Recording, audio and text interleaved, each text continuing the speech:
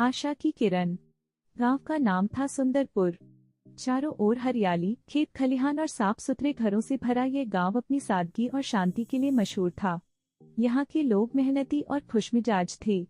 इसी गांव में एक किसान रमेश अपने परिवार के साथ रहता था। रमेश गरीब जरूर था, लेकिन ईमानदारी और मेहनत में उसका कोई सानी नहीं था।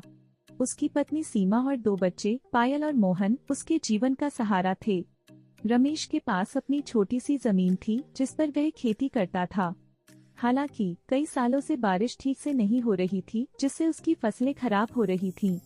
कर्ज का बोझ बढ़ता जा रहा था और रमेश चिंता में डूबा रहता। हर दिन वह ईश्वर से प्रार्थना करता कि उसका बुरा समय जल्दी खत्म हो। संघर्ष की शुरुआत। एक दिन रमेश के गांव में एक बड़ा तूफान आया। पहले से ही कमजोर फसलें पूरी तरह बर्बाद हो गईं। रमेश ने जैसे तैसे अपनी बची खुची जमीन बेचकर कर्ज चुकाया, लेकिन अब उसके पास जीवन यापन का कोई साधन नहीं बचा। गांव वालों ने उसे शहर जाकर काम करने की सलाह दी। रमेश ने सीमा और बच्चों को समझाया, शहर जाकर काम करूंगा, कुछ पैसे कमाकर वापस आऊंगा, तुम लोग यहाँ संभाल लेना। सीमा ने आंसू भरी आंखों से उसे विदा किया। शहर की चुनौतियाँ। शहर पहुंचने पर रमेश ने पहली बार बड़े बड़े मकानों, गाड़ियों और भीड़भाड़ को देखा। गांव के सादे जीवन से यह बिल्कुल अलग था। उसे काम ढूंढने में कई दिन लग गए। आखिरकार उसे एक निर्माण स्थल पर मजदूरी का काम मिला। दिन भर धूल मिट्टी में काम करना और रात को एक छोटे से कमरे में रहना उसकी दिनचर्या बन गई। रमेश मेहनत कर रहा था, लेकिन जो पैसे मिलते थे वे इतने नहीं थे कि घर भेज सके। फिर भी उसने हार नहीं मानी। वह दिन रात मेहनत करता रहा और थोड़ी थोड़ी बचत करने लगा। गांव में संघर्ष।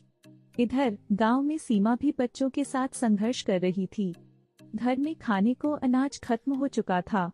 पड़ोसी कभी कभी मदद कर देते, लेकिन वह कब तक दूसरों पर निर्भर रहती। पायल और मोहन भी अपनी माँ का दर्द समझने लगे थे।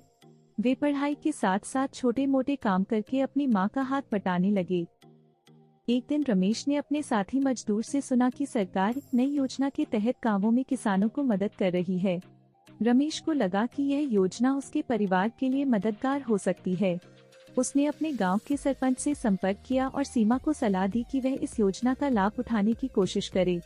सीमा ने हिम्मत जुटाई और सरपंच के साथ जाकर योजना के लिए आवेदन किया। सरकार की ओर से उसे कुछ पैसे मिले और खेती के लिए बीज और खाद उपलब्ध कराए गए। मेहनत का फल। इधर रमेश ने भी अपनी मजदूरी के पैसों से थोड़ी बचत की और गांव लौटने का फैसला किया। जब वह गांव पहुंचा तो देखा कि सीमा ने सरकार की मदद से खेतों में नई फसल उगाई है।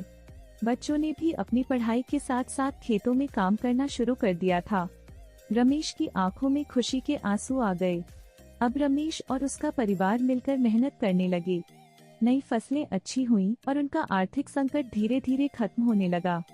गांव वालों ने भी रमेश के परिवार की तारीफ की कि कैसे उन्होंने कठिन समय में हार नहीं मानी। संदेश। रमेश और उसके परिवार की कहानी यह सिखाती है कि चाहे जीवन में कितनी भी कठिनाइयां क्यों न आए, हिम्मत और मेहनत से हर समस्या का समाधान हो सकता है। उम्मीद की एक छोटी सी किरण भी अंधकार को मिटा सकती है। सुंदरपुर का रमेश आज न सिर्फ अपने परिवार के लिए प्रेरणा है, बल्कि पूरे गांव के लिए एक मिसाल बन चुका है।